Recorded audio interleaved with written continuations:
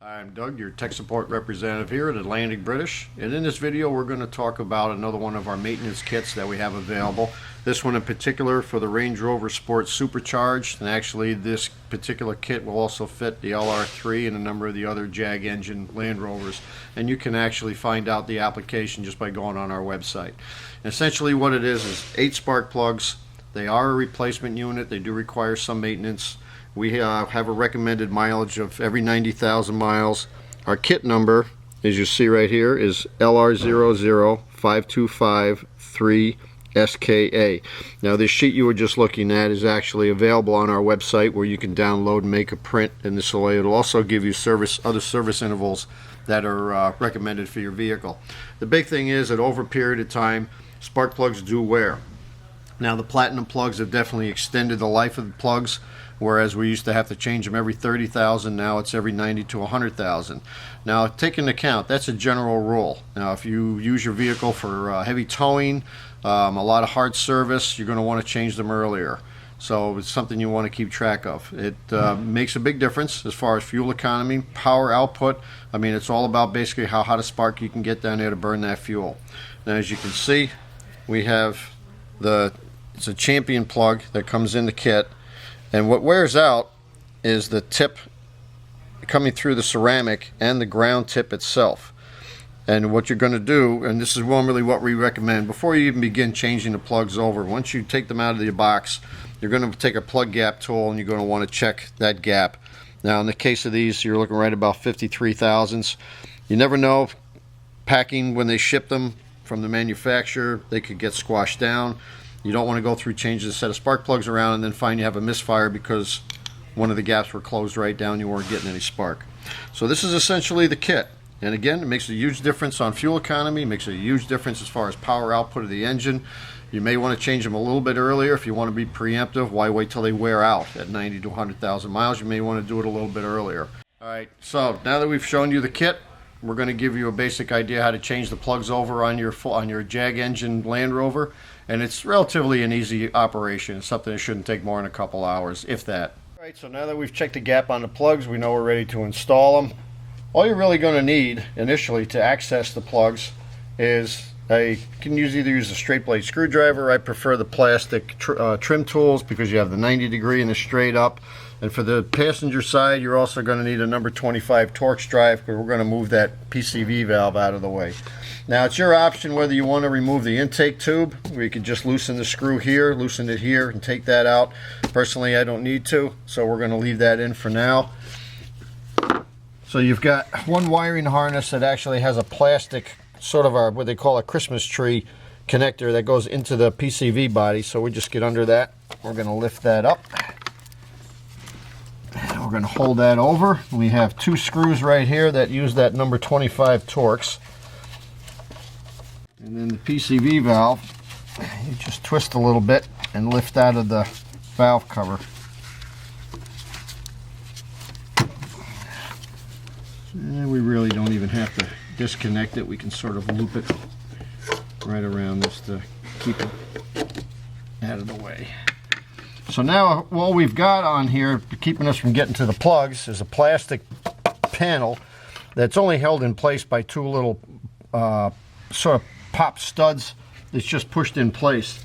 So we take the trim tool and we get up underneath it, and we're going to lift out until we hear it pop. There's 1 and 2. Now, actually the hardest part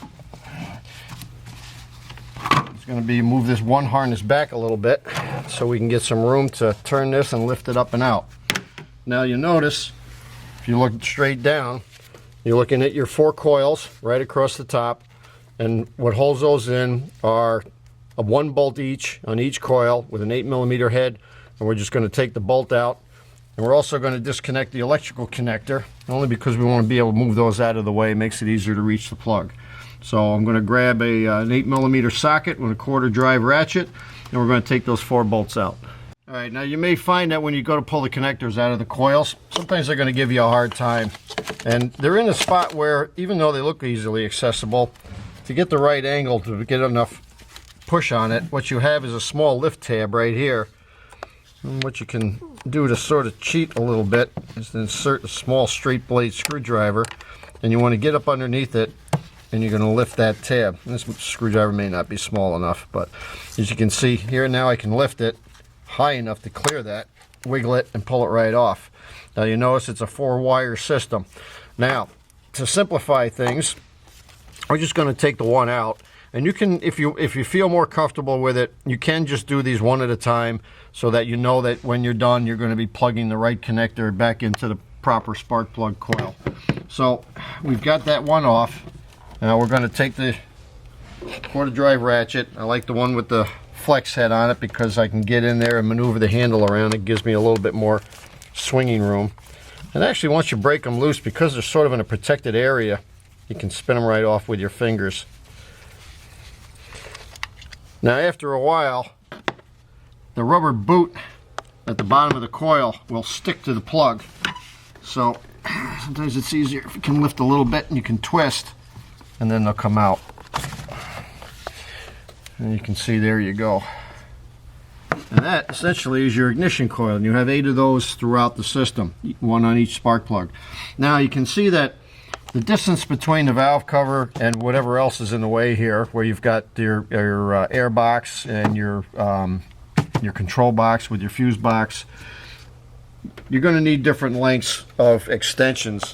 So essentially I'm going to start off with a 6-inch, and you put a swivel end on it so you can come in at an angle and then drop in there. This is going to be a 5/8, it's just a standard 5/8 3/8 drive with a swivel end on it, and then they have a little rubber boot in there so that when you insert it, it'll grab the spark plug and the plug will come out with the socket instead of just dropping out down in there. Now if you're going to use a universal end, I always find that just a straight up standard 3/8 drive ratchet works the best. If you put a flex head on it and you start getting that double flex where you're trying to take it out, and it gets a little awkward. And we'll pop that on there. Another hint on these is, because these are aluminum heads, I would strongly suggest don't ever change spark plugs in an aluminum head engine while the engine's hot. You want to make sure it's ice cold.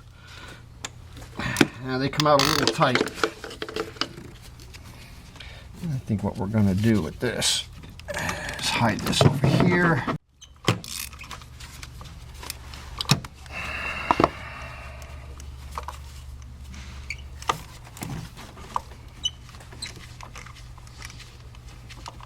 You got a lot of thread on the bottom of these plugs, so you got to be patient taking them out. Once we broke this one loose, there's still some resistance coming out. You just got to be patient with it, but you can turn them by hand. There we are. Now you can see that these burn pretty clean. Now this vehicle has under 90,000 on it, and you can see that plug looks in pretty good shape. So being we're doing this for demonstrative purposes, we're going to be putting the old plug back in, but at this point you'd be removing the spark plug, put the new one in your socket.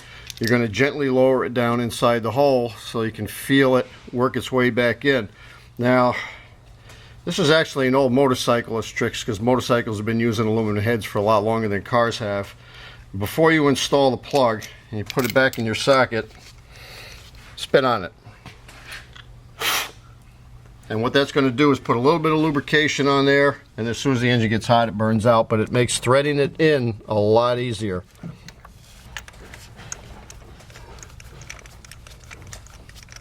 And if you can help it, it does make life a lot easier if the swivel piece, the swivel adapter that you use for the 3/8 drive, is nice and stiff and stays in position. If it's old and floppy, it's going to be real hard getting that spark plug lined up. So you want to make sure you use one that's a little tight and stays in whatever position you put it in. And you can see this is threading in considerably easier than it came out. So we know that spitting on the threads does work. Snug it up a little bit.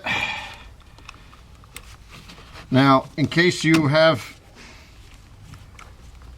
a socket that likes to grab the spark plug a little tighter. So, and what happens sometimes is you'll pull the extension out and leave the socket down the side. Put the extension back in the socket and actually run it to the side and wiggle back and forth a little bit, and your socket will come out with your extension.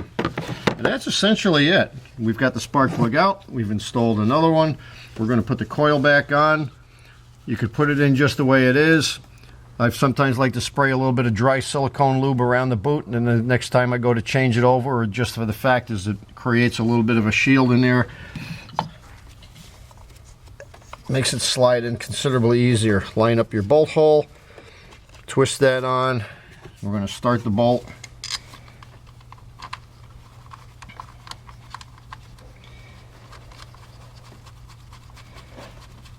As I say, the threads are usually fairly clean, so they thread in pretty easy.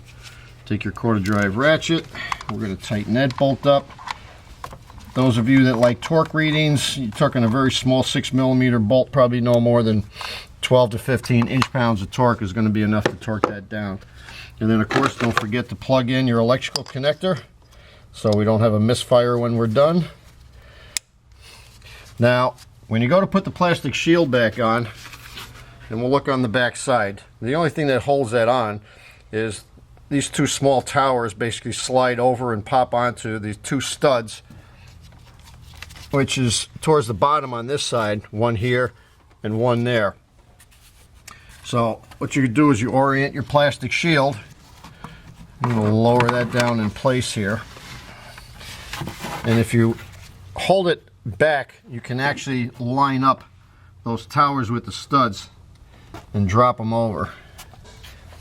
Get a hose in the way there. Yep, helps to have good light.